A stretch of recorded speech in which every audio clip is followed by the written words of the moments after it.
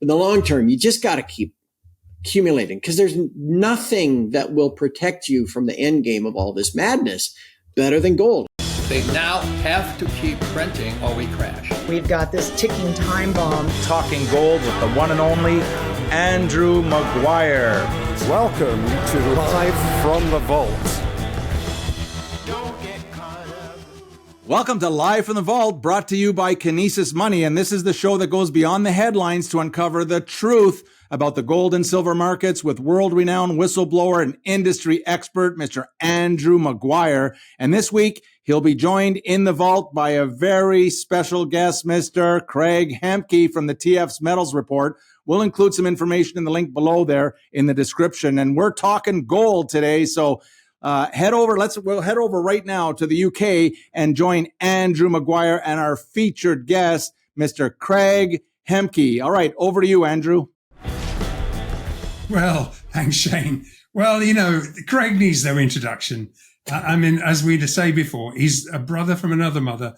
And honestly, it's just such a pleasure to have you here, Craig. I need to chat to you. We freewheel and just see what's going on. And I'm so interested in what's going on with your side of the pond, my friend. Andy, it's always good to see you. And perhaps one day we'll just set up like a camera on your back patio and we'll just sit there and have a cocktail and do a live stream. That might be the most entertaining thing we could do. But for today, we'll talk long distance. We'll get the beer out afterwards. So Craig, I mean, good God, we've just been through, gold and silver aside for a millisecond. I don't know what you think. We haven't even discussed this, but I'm kind of thinking, hey, while I really, obviously, if I was living in Israel, I'd be very worried because if I had my family living there, I'd be very worried. But on the other hand, I was kind of thinking, from all the mixed data that's going on, what just happened between Iran and America and Israel? I just always wonder about the timing of these things, because on May the 25th, the first train from China turned up in Iran, ready to really break the entire sanction packages. And then we've got the BRICS. I'm just asking the question. And we've got the BRICS coming up on the 6th and the 7th of next month. And you kind of wonder, was this kind of BRICS related, or is this what incentivized the move to happen now? Well, I don't know if there was going to be a nuclear bomb created in a week, which is most unlikely. I don't think most people even think that Iran was ready to start with a bomb. And obviously, I'm sympathetic to all sides here, but I'm just very suspicious of the timing. Just your thoughts. Well, it has been, a very interesting last several weeks, couple of months, no doubt about it. And it, I don't know. I guess in a way we kind of lived through this 4 years ago, where you don't know from one day to the next what the headlines are going to be. In some regards, there's kind of a transparency in the U.S. that we didn't have for 4 years. You'd never see Biden, right? Rarely did he ever hold a press conference or anything like that. And heck, this Trump guy's out there 2 or 3 times a day. You'll be sitting there just minding your own business, watching the markets trade. Then all of a sudden everything goes haywire. And you're like, what the heck? And you realize, well, Trump was getting on, his helicopter and lobbed a few verbal bombs or actual bombs. And it's just kind of the new normal we're going to have to deal with again for a while. It's like, Andy, remember 5 years ago or 6 years ago, it seemed like the big high frequency trading algos were all programmed to scan the headlines. And anytime anything came up that said China trade war, everything would just pop off one way or the other. And now it's like anything that has to do with tariffs, everything pops off one way or the other. The trade around the 12-day war, as Trump wanted to call it, was unique in that gold shot up higher the first 36 hours or so, and then didn't do anything. In fact, just kind of washed away the whole next week. And then when the headlines hit that it was over, then all of a sudden gold gets smashed for another $70. In fact, actually ends up falling from the time when the headlines first hit on the 12th to the time when the ceasefire kicked in. Gold was actually down $100. So, I guess in the end, Andy, it augurs just kind of, what you and I have discussed for over a decade, which is kind of the long game. The headlines will drive you crazy, the month to month option expirations and, everything else that goes with it. But as long as we've identified the long-term trend correctly, and I think we have, then we're barreling toward this kind of what I've always called the end of the great Keynesian experiment, this debt-based monetary system that kind of, you have to just feed it increasing loads of fiat currency or the thing implodes. And that's, as long as that trend continues, there's no stop in sight. Then we just kind of just keep riding the wave higher. And that's about all we can do. Yeah, absolutely. I think what you're talking about here is if you are a physical trader or physical stacker, own physical, why would you'd look at this out like that in a completely different way. You'd say, wow, that's a really good opportunity. Essentially, what we're talking about here is, I guess, that disparity between the paper markets, which still exist, but are draining liquidity. Good God, open interest in gold futures is almost half of the 800,000 contracts that were open. Now we're down to 400,000. 440, yeah. Yeah, 430, whatever it is. So that's gone. So if you are trying to set to me, you're trying to set a synthetic price. You're siloed inside this COMEX. A casino environment with a ticker that's generated by the house. You're not even allowed to trade FX futures, gold futures, which are actually NSFR deliverable. If you turn up at the fix and you're a liquidity provider, you have to, under Basel III legislation, you have to have the physical to back up that transaction. So you've got two things going on here. One's leveraged, one's unleveraged. So to me, it's an interesting thing, so while this open interest now is evaporating, where's it going? It's going into the physical exchanges. We're seeing unallocated gold disappearing out of the system. And I think we're getting very, very close. And while people are saying, oh, yeah, well, Basel III is not going to happen in the US, it's just not going to happen, and it's not even compliant in the unallocated markets in London, which is true, the 20% haircut if you want to close stuff in your books. But the minute it turns up at a physical fix, it is Basel III compliant. It is a high quality liquid asset. It's first tier. So it's interesting to me that essentially this game is coming to a close. And I think if you don't become Basel III compliant when the prices are being set in global physical exchanges, increasingly liquid, whereas this liquidity, this paper market liquidity is disappearing into the real physical exchanges where people actually want a real price. And if you're a producer, you don't want to play that game. I want to know what the real physical price is based on supply demand. And I can better see that when it's a very liquid market. Whereas this rigged casino where I'm being told to hedge production because someone like Citi says it's going down to 2,500. Bullshit. It's going down to 2,500. Why do you say that? Why would you even say that? And they came out last week and said, "Oh, it's going down."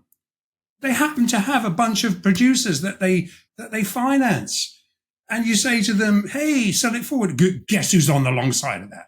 Andy, I'm thinking while you're talking, remember the cables that WikiLeaks discovered and released? That's probably a decade ago now, if not more. But those original cables from 1974.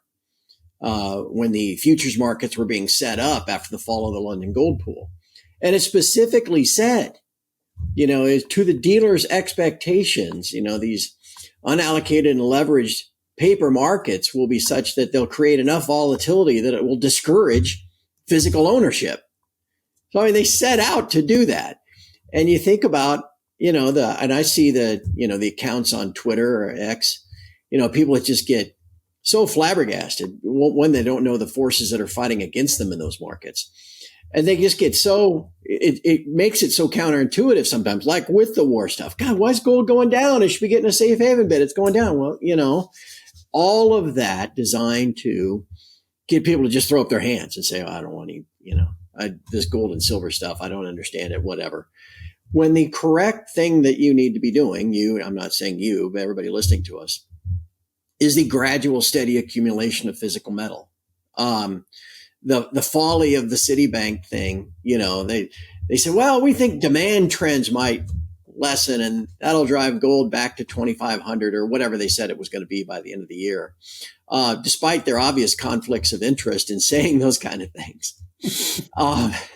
If you can, convince enough people that the central bank demand, which has underpinned this gold price now for 3 or 4 years, if you can convince people that somehow that's not going to happen and maybe talk it into existence, okay, then maybe there'd be a pullback. But that central bank demand, that drain of that physical metal is is significant in underpinning the price, like I said. And I think one more thing, at the individual level, if global central banks, Kazakhstan or Turkey or, whichever, Poland, whichever bank you want to use, if they're taking their dollar reserves, they do trade, they collect US dollars in reserves and they could buy treasuries, and I'm sure they do, but they also buy gold. If they're taking their dollar reserves and converting some of it to gold, well, wouldn't it be wise for all of us as individuals to do the same thing? Be taking our dollar reserves and converting it to gold. And then in the end, Andy, it gets back to what you and I have been discussing as long as we've been friends, that idea of forced deleverage of these markets. And can that happen? Andy, I have a question for you. We had that article in the Financial Times that really got the ball rolling back in early February about the 4 to 8 week delivery delays. It would be nice if the Financial Times came out with a follow-up piece. Are you hearing, are those delivery delays persisting? Has it gotten any less? Are we still dealing with that? Oh, I think what we've got is definitely, the issue is that what happens at the actual fixes is definitely T+1. It is definitely T+1. Okay. It has to be T+1. However, they have been playing the 20% haircut game, shuffling stuff around on their books. And bearing in mind that these same market makers have a footprint in the LBMA, they have a footprint in the CME, and they can play that. They can play that settlement game where nothing really moves. Is that the forklift back and across the blue line you always talk about? Yeah, the center line. And if it's not there, well, it's promised. So, hey, we're a first-tier bank, so we will promise it to you. So, but I think that is going on. But I think, but what is actually we're actually seeing, and I think this kind of leads back to the question of if on the 1st of July, the COMEX, the paper market COMEX, does not follow Basel III compliance, what's going to happen is that the people that actually are being delayed for their gold are simply going to turn up at the COMEX and say, right, there's the EFP mechanism. I don't actually even have to I don't even have to physically have the cost of shipping it, because technically I can EFP that position directly into London, and I should be able to take delivery on a T+1 basis.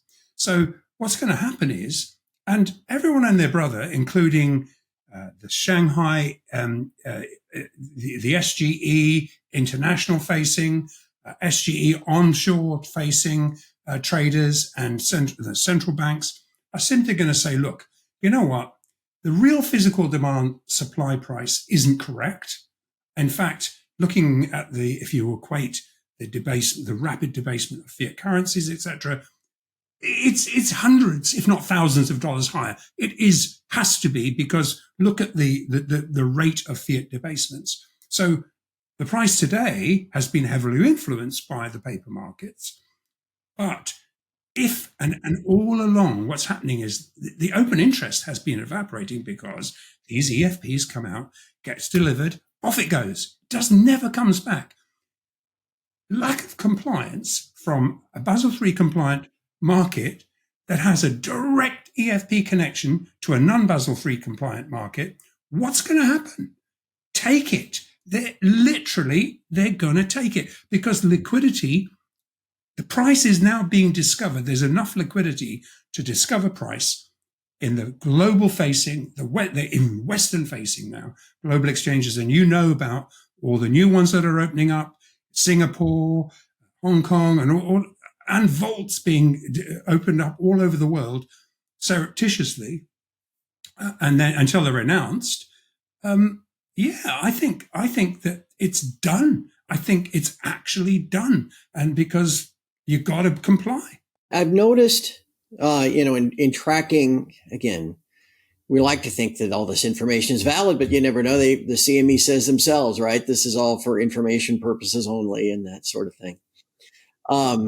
But I've noticed two interesting trends over the last 12 months, even shorter than that, though, maybe 6 months. You mentioned the EFP, the exchange for physical trade. I remember, this goes all the way back to like 2017. I was doing those weekly calls with Eric Sprott, and he told me one day, he says, you should be tracking these EFPs. It's a ridiculous amount that they're doing. And I was like, okay. And I start looking, and they're doing like 10,000, 15,000 a day. And it turned out to be just kind of, at least what I thought, banks kind of playing the arbitrage, the spread, because they felt comfortable that they could do it, even if it was just for a couple of bucks. And there was when it was really crazy in the first couple of months of 2020, before COVID hit, total open interest on the COMEX was like 800,000 contracts. And I think the highest I ever saw was something like 38,000 EFP trades in a day. So now here we are 5 plus years later, all this discussion of stress and lack of confidence and delivery delays and all this stuff. The EFP volume now is a couple hundred. There was a day, Andy, where London was closed, but New York was open, and the EFP volume was 1. But a lot of these days, there's still some days where you get into 4 figures, but most of them are 350, 600. I still keep track of it every day. I mean, the volume has just collapsed of banks executing that trade. And now open interest, as you said, is at not historically low levels, but really low. I mean, 440,000 contracts, something like that. Again, on half of what it was 5 years ago. And the other interesting component to all this is, we know about, these claims that, the banks are just simply they're short in New York and long in London and all that bogus, like, they're these market neutral, benevolent, makers. Anyway, as I track the commitment of traders every week, if you go back to February the 7th or so, about the time that article in Financial Times hit, the hedge funds as a subcategory, or if you want to call them the large speculators on the more broad commitment of trades report, their position was about 200,000. Maybe more than that, almost. The hedge funds were 200,000 net long. The large speculators lump it all together, about 300,000 net long. When the period between then and then into May, while price was really going, that position got cut in half.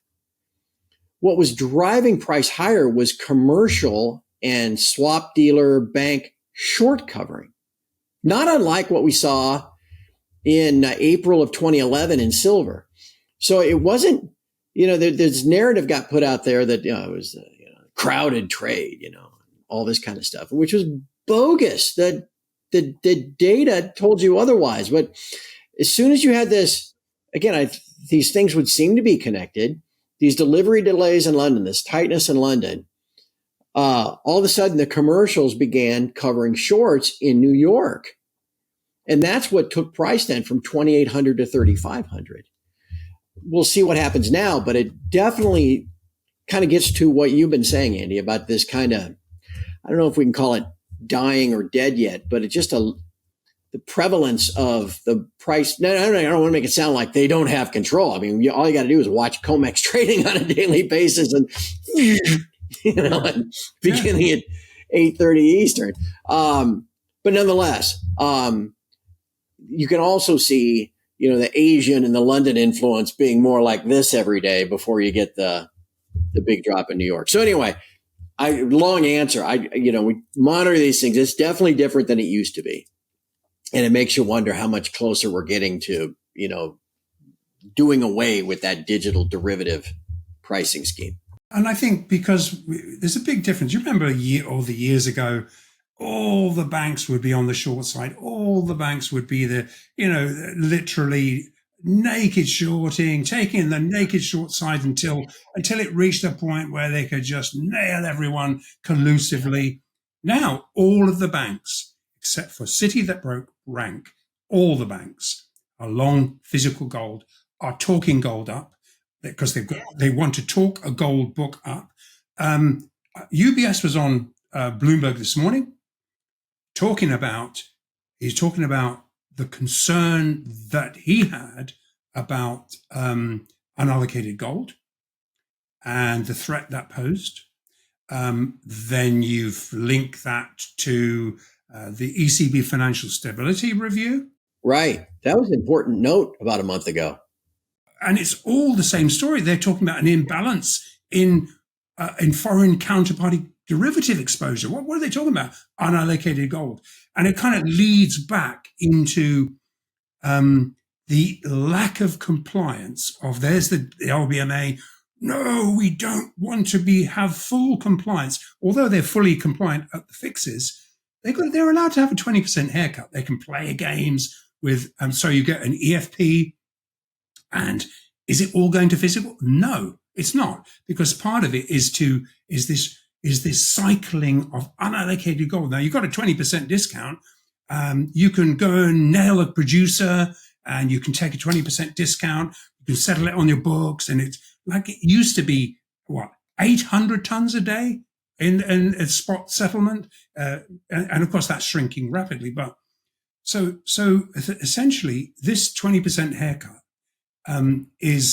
has enabled this build of unallocated gold to accrue in London, and it's kind of come out of the COMEX and it's in London now, and they're screaming, no, we want to delay Basel III compliance. Why?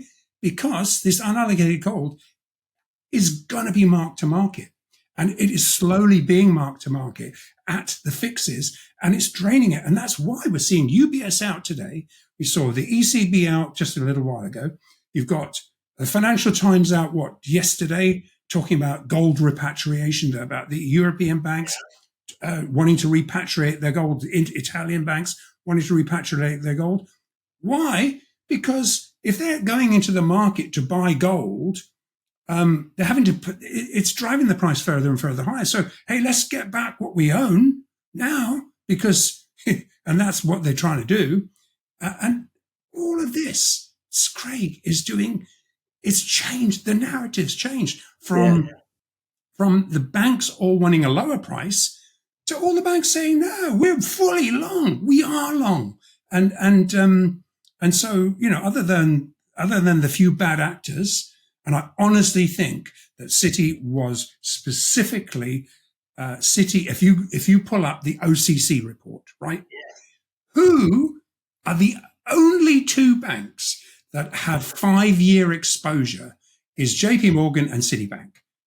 Goldman's has no exposure out 5 years, nor does anyone else. So they're clearly stick handling the Fed contracts. This is official, And because the OCC bets, these huge derivative bets, are FX gold, and it's unallocated FX gold, they must be themselves because how? If I'm China or if I'm a central bank and I know there's a problem and it's already coming out, UBS, ECB, everyone else, and then I know that is going to ultimately, I'm going to target that.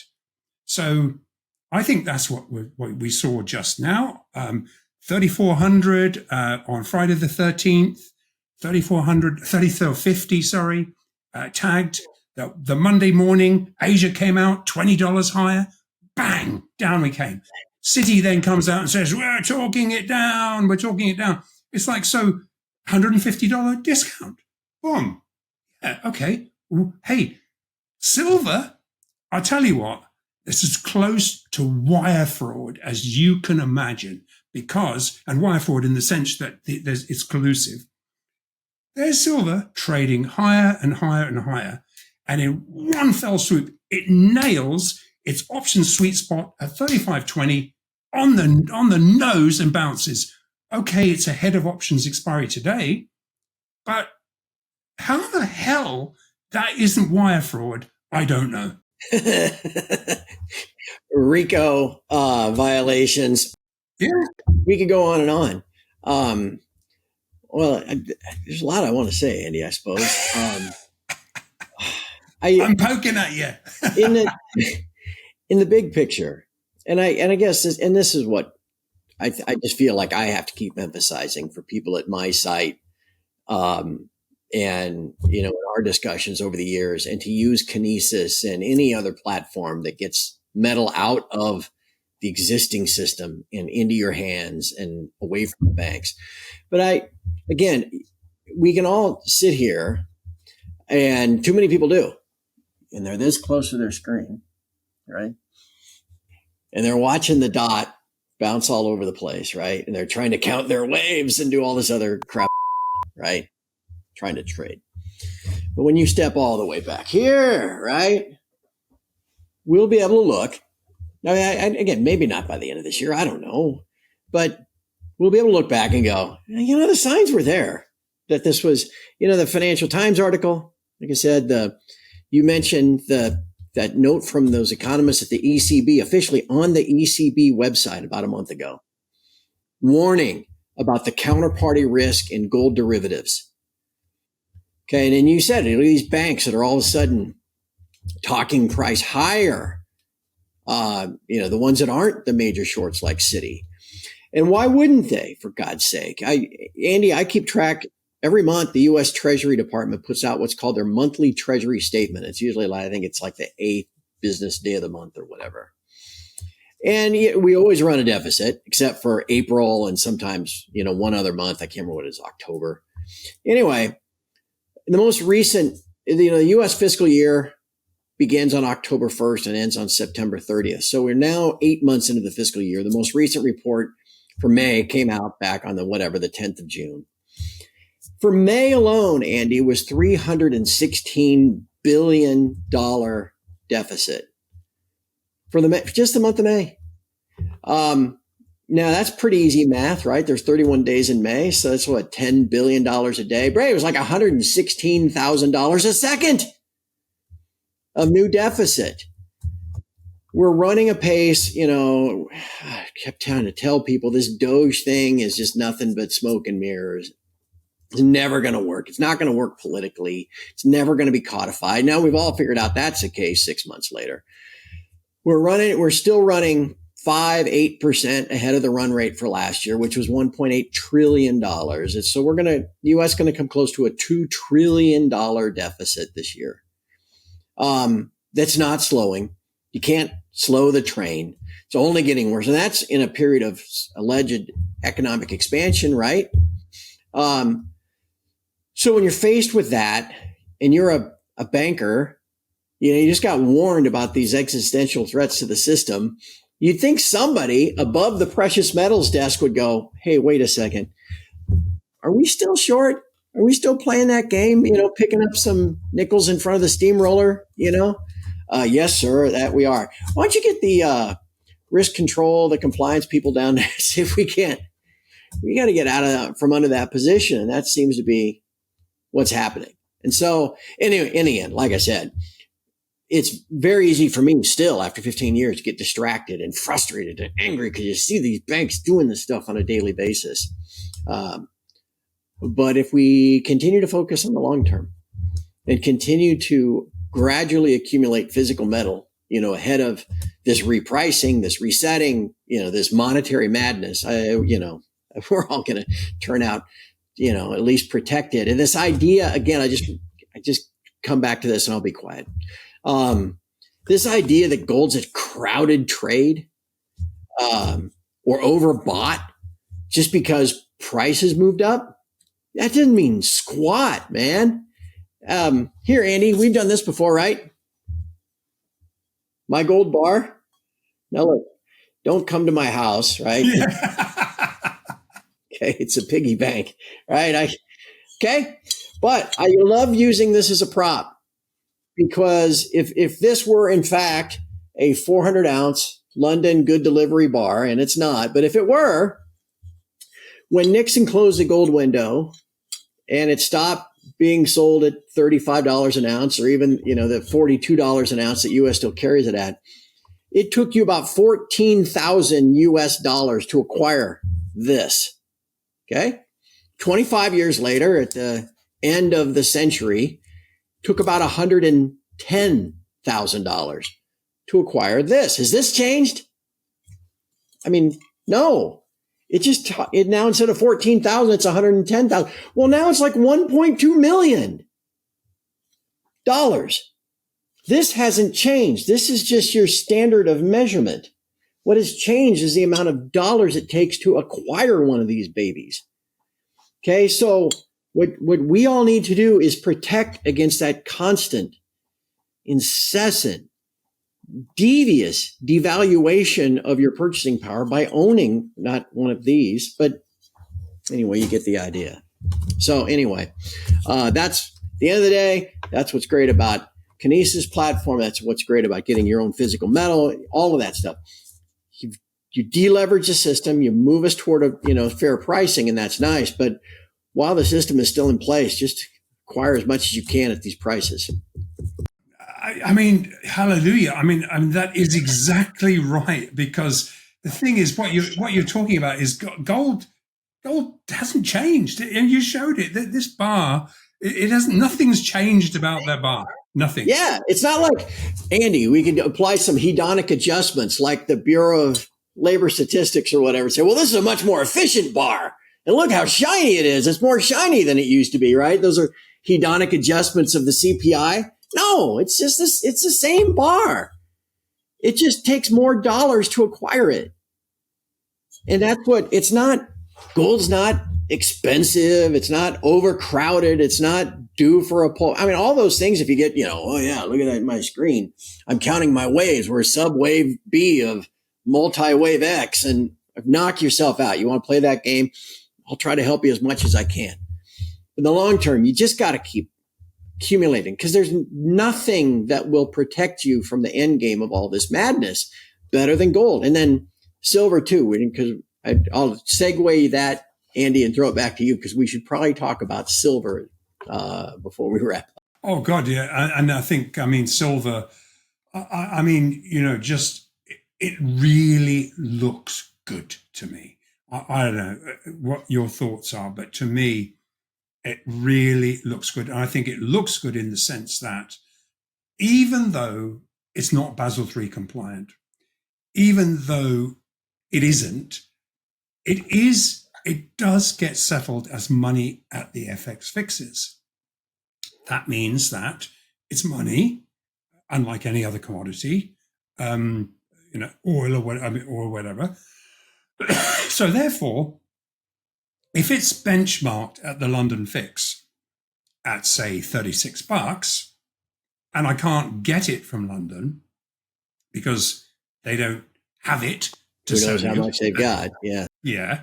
And they want to settle it. They just want to, settle it on their own books. And what everyone else has gone is that, hang on a minute, oh, there's physical exchanges where actually, if I was to want to buy or sell a bar, first thing I do is have to fully pay for it before, and it's subscribed to my name, before I can actually buy or sell it. I feel quite confident that everyone else is doing the same thing. Therefore, hey, that's a real price. So if I can't get it from London, I'll just ignore that price. I can spot index it, and I can say, I want my physical. I want it delivered. Thank you very much. And they say, yeah, well, you're going to be a hell of a lot of premium. You know what it's like. It's over the counter. But, so in other words, you're telling me it's not a real price. You're saying me the more size I want, I might have to pay 40 for it? Or what are you saying? Well, yeah, how much do you want? Well, I want 40. I want 40 tons. I mean, no, you can't do that. Whoa, wait a second. No, you can't do that. You can't do that.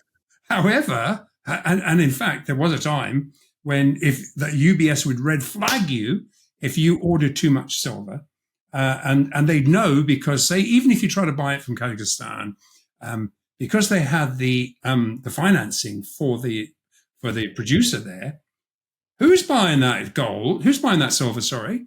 Oh, well, they'd see you. They see who it was. So it would be a private buyer, a private institutional. They'd say, no, you don't supply that, or we'll cut you off. We'll no longer provide liquidity to you. Or we'll threaten to pull your banking. So this happened over the years, didn't it?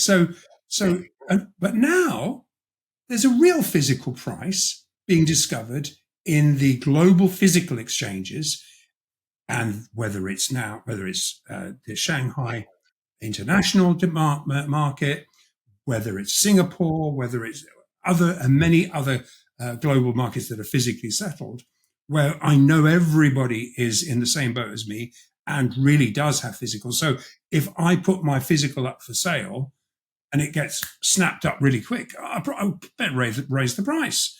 Or if I see the price rising, hey, I have to pay it. But it's physical. So I think what I'm trying to say here is that people are just saying, producers are saying, well, I'm not playing that game. So let's bypass this ring fence bullshit.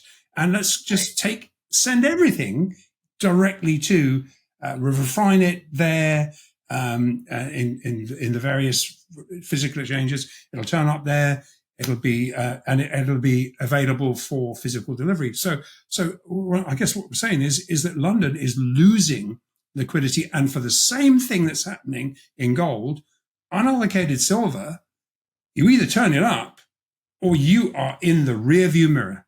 Well, and yes, that physical supply-demand dynamic is clearly manifesting itself, at least even in the current structure of price and how price is discovered. Now, what we all wait for is, this kind of breaking point. What did Andy was $700 million or 700 million ounces of physical supply deficit over just the last 4 years alone? And we've got to be at this, I don't see where that's slowing. I mean, we're not increasing mine supply. And again, so much of silver mine supply comes from mining of copper and zinc and all these other metals anyway.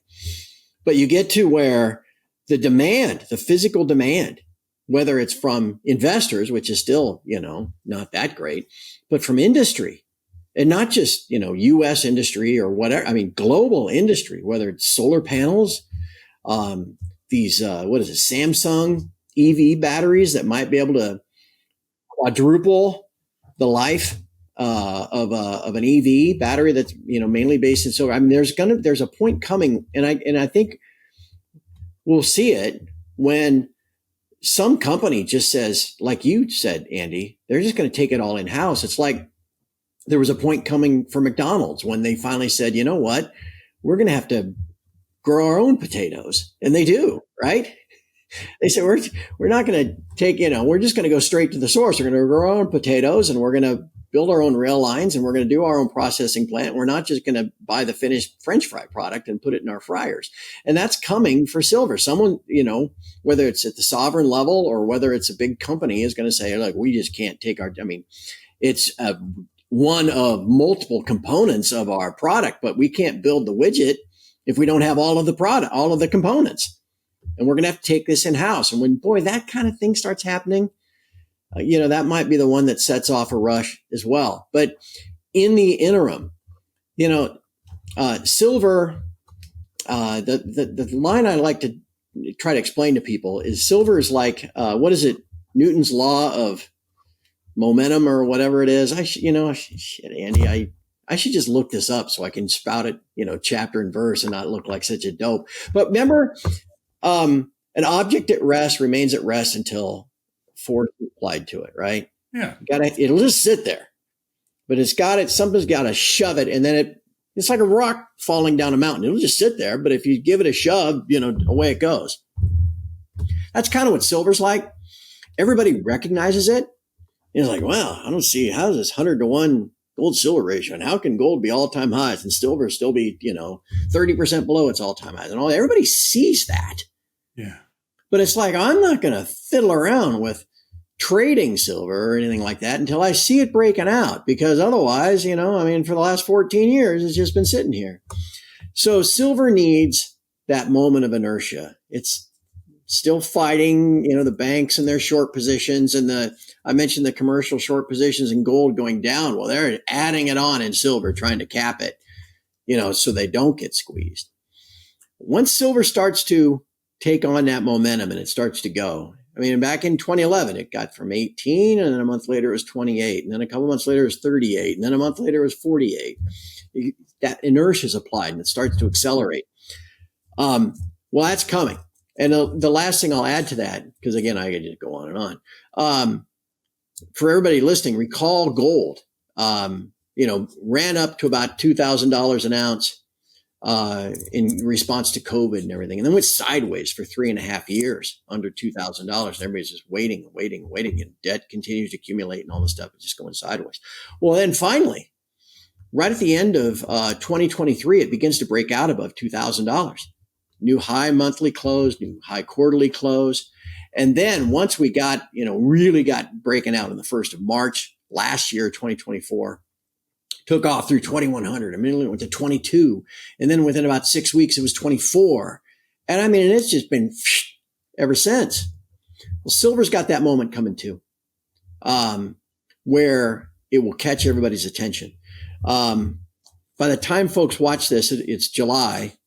And I would encourage everybody to go back and look. I don't know where it's going to be, but at the end of June, silver is very likely to have printed a new month, for at least a new monthly closing high going back to 2011, like October of 2011. It's not going to do a new monthly all-time high. That's up the end of April 2011 at 48. Now, silver is also getting close to painting a new quarterly all-time high. Probably didn't happen here in the second quarter, but we're working on it. That's about 37.60 or something like that. Now, I mentioned that because, again, that's all part of the momentum.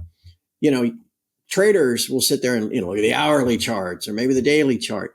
But the really big institutions, and we're talking, it's still a pretty small market, the home offices, the hedge funds, they're going to be looking at the long-term chart, like they did with gold. And when gold broke out in early 2024, it's just been cooking ever since.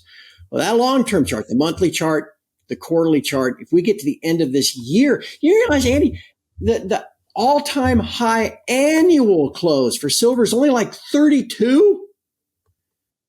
So we get to the end of this year and we're printing monthly, quarterly, annual all-time highs.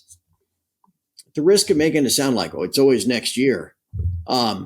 We could really, that could really light the fuse. So in the interim, we'll watch the monthly highs, the quarterly highs, and we'll see if we can't get the beginnings of that shove. It's been a great year so far, but silver should be moving, as you know, about twice as fast as gold, that kind of thing, and it hasn't. That gold silver ratio shouldn't be 100, maybe 50 or 60 or whatever. To get that shove, we need to just keep grinding higher and painting those charts. And hopefully that's what we'll continue to do. You've said it very eloquently. Essentially, it's stair-stepping higher. Now, I think Like on the 1st of March, 2024, the Shanghai Futures Exchange opened. Suddenly, you had to have a physical bar. And so it opened up all that trading, but you had to own the bar first. So all this physical had to be bought. And then we saw the commencement of a series of higher stair steps. And at each higher stair step, whether it's monthly or quarterly, had the chance for the physical market to actually settle at that price. So it wasn't going to go below that price. So there would be the next rally point. And as you just quite rightly said, that's going to happen in silver. It has to happen in silver because, again, you need the physical when you want to trade in the physical exchanges where the liquidity is flowing every day and monthly and quarterly and yearly. It'll be a whole different story because, as you say,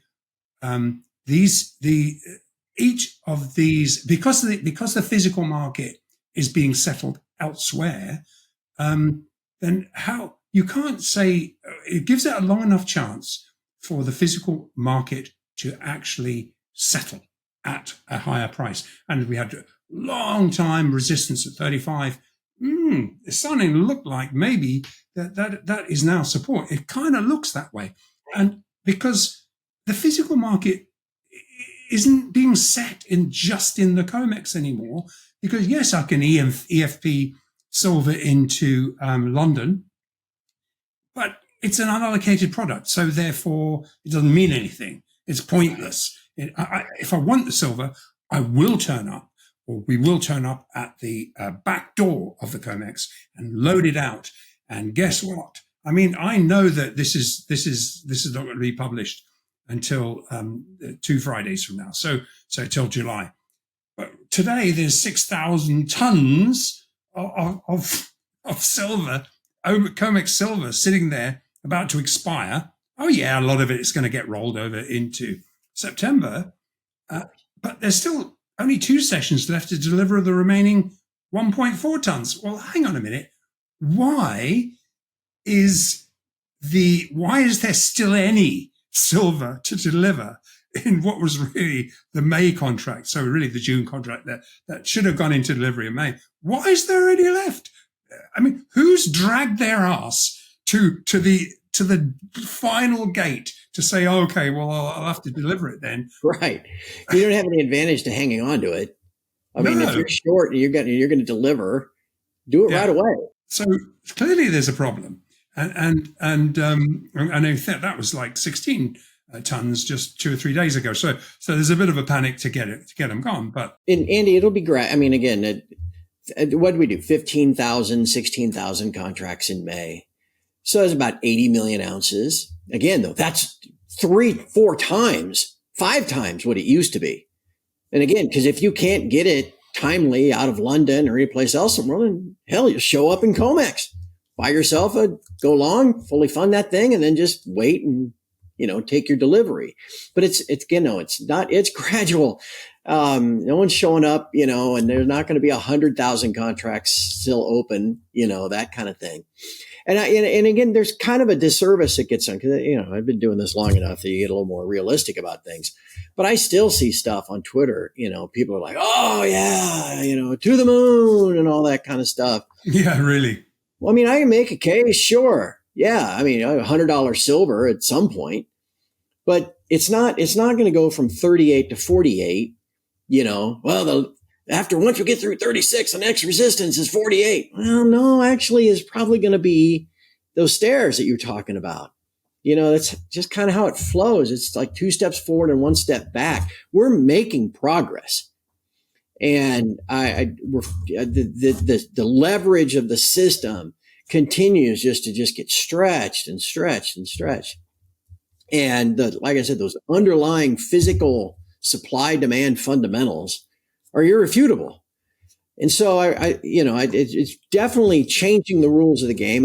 It precludes the banks from just comfortably sitting there spoofing in their contracts, and applying massive naked shorts and then, running the stops and then covering them back up, and all those games that those precious metals desks have played for decades. It precludes them doing it indefinitely because, again, as that ECB note regarding gold. I mean, you begin creating kind of a systemic risk, not only to the system, but to your individual bank. And so as those games wind down and stop getting played, well, then again, we're moving that much closer to an actual price discovery too. In the end of the day, Andy, I mean, and people shout this at me on Twitter all the time. Stop complaining. I mean, the system is going the way it's going while it's still in place. And there are dealers out there that are willing to offer you, an ounce of silver for 36 fiat dollars. Take them up on it. Yeah. I mean, they're really actually I can actually just cobble together $36 and go down there and grab myself an ounce. Okay. In the end, that's not where the price is not.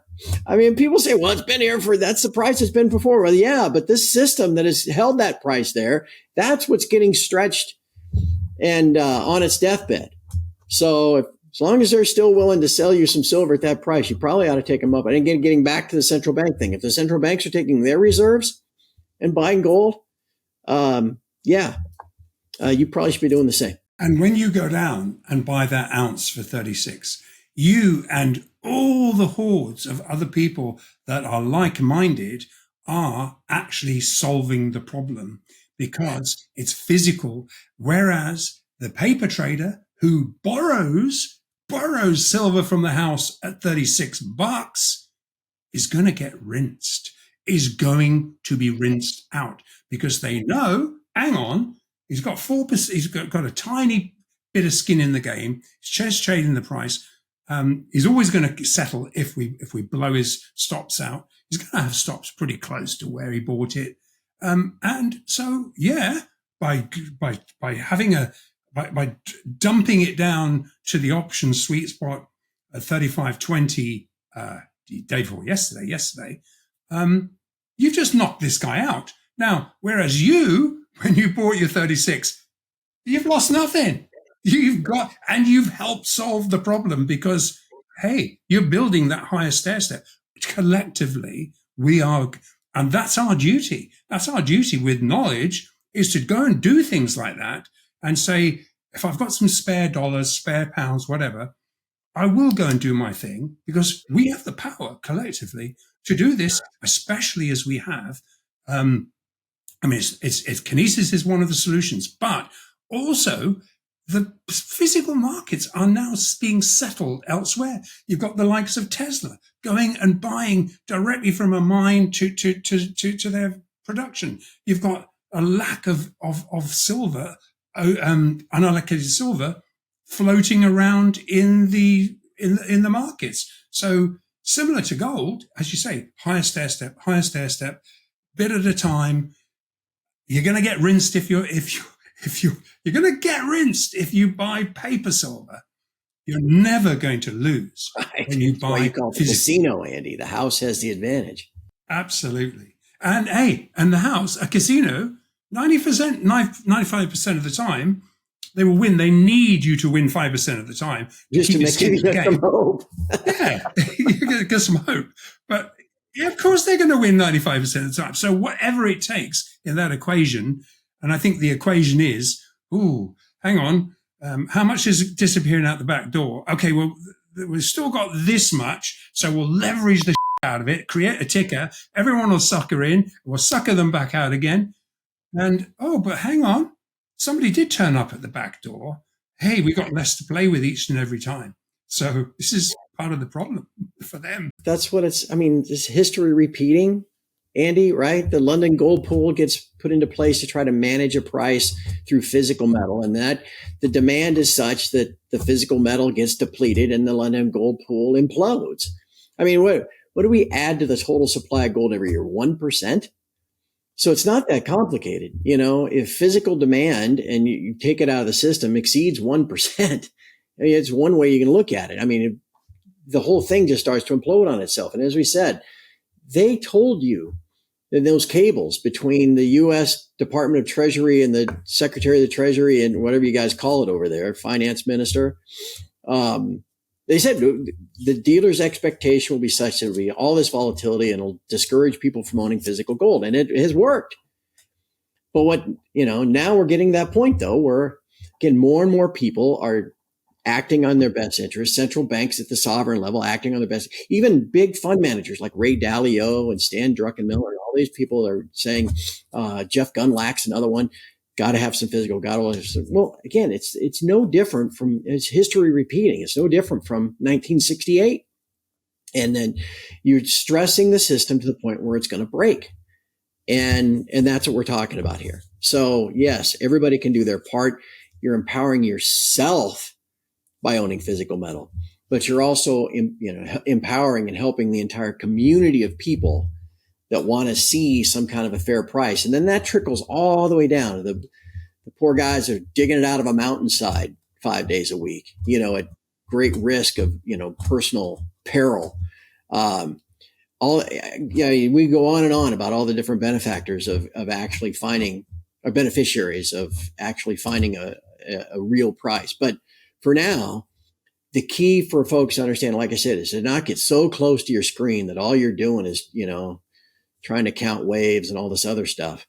Understand the massive physical fundamentals that are driving this behind both gold and silver, and then position yourself accordingly. And that's the best thing anybody can do. Yeah. And I think this follows on from, it can't be ignored that even in 2010, and then on over the last 4 or 5 years, China has repeatedly come out, opened their gold markets to more and more, even the smaller traders, with the one thing they said is, you will make money on price appreciation alone.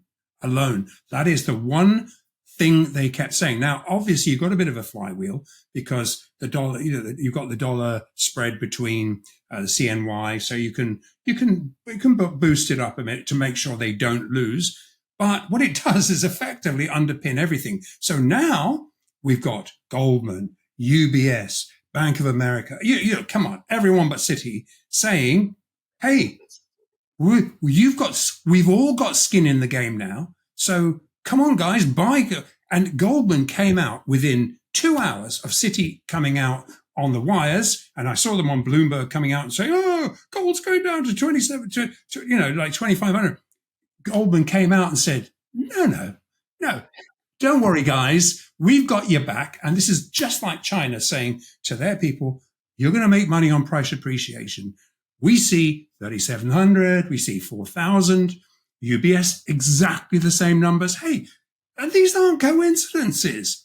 The price is going up by 10, 15% from here without any problem whatsoever. So the banks have got your back.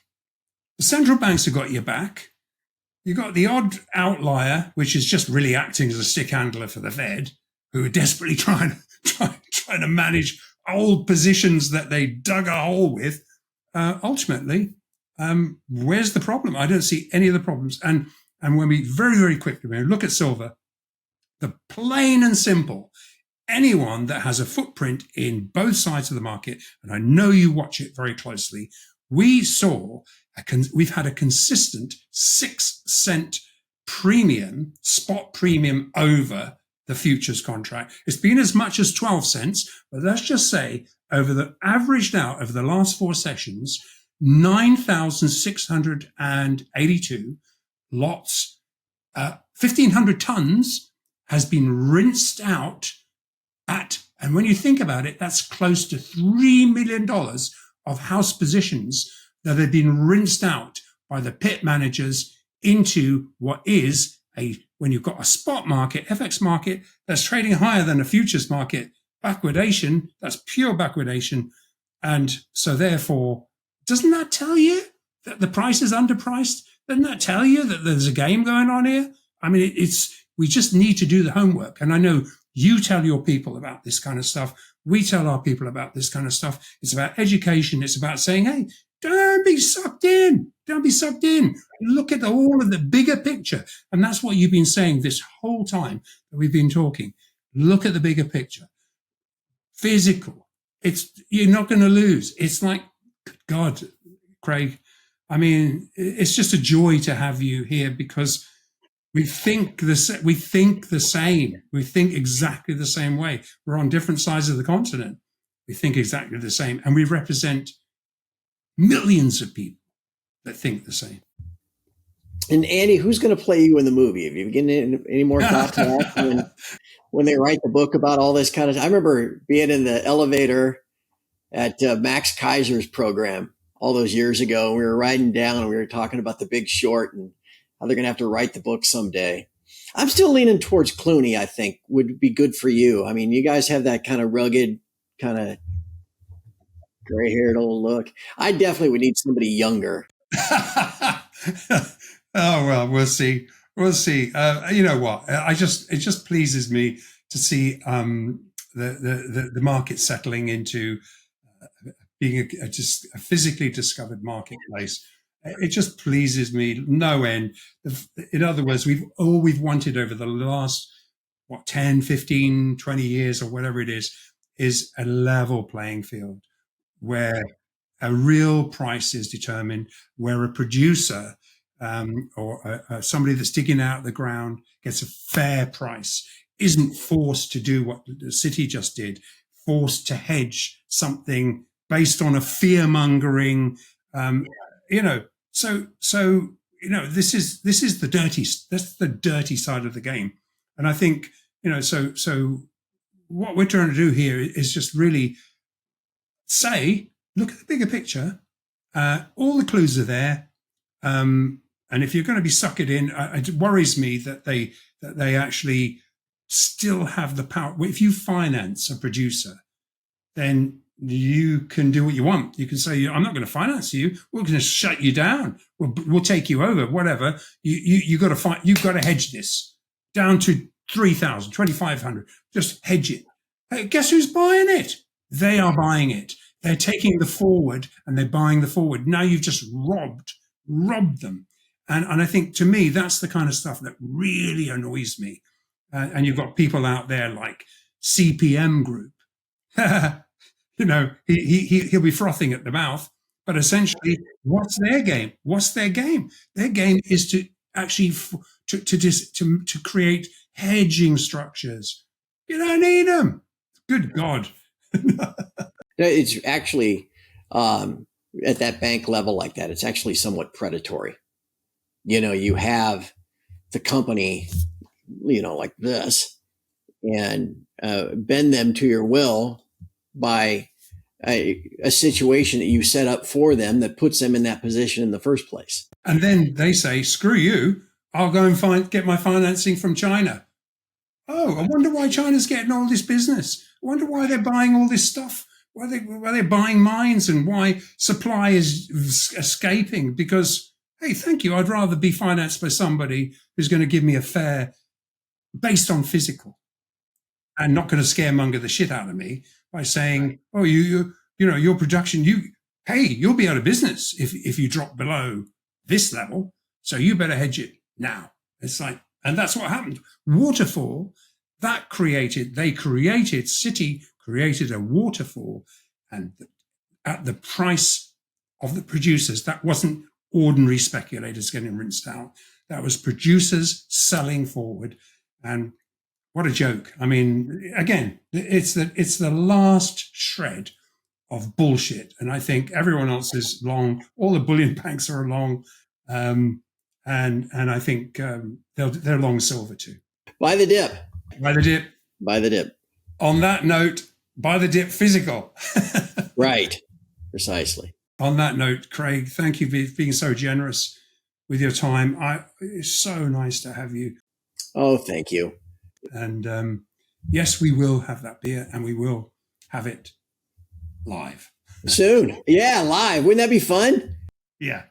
For sure. No, Andy, it's as agonizing, as frustrating as this has been from time to time over the last 15 years. The fact that I've been able to make an acquaintance with you and call you a friend, and I can run down the list of people that I should never have had the ability to get to know. It just is astonishing. And it's really it's all my pleasure. It is my joy and my honor to be a part of it. So thank you for having me in. Likewise, brother. Thank you. All right. Thank you for joining us on this episode of Live from the Vault, brought to you by Kinesis Money. And a huge thank you to Andrew Maguire and our featured guest, Mr. Craig Hemke, for cutting through all the noise and sharing insights that you just won't find anywhere else, especially on mainstream media. And so if you like this episode, make sure you hit that subscribe button if you haven't already done so. Turn on the notifications and you'll never miss out. Okay, we'll send you the information as it goes live here. And don't forget to share this episode with someone who really needs to hear this information so you can get the real story behind the headlines. So we're back soon with more hard-hitting truths from inside the precious metal space. And until then, thanks for watching. Bye for now.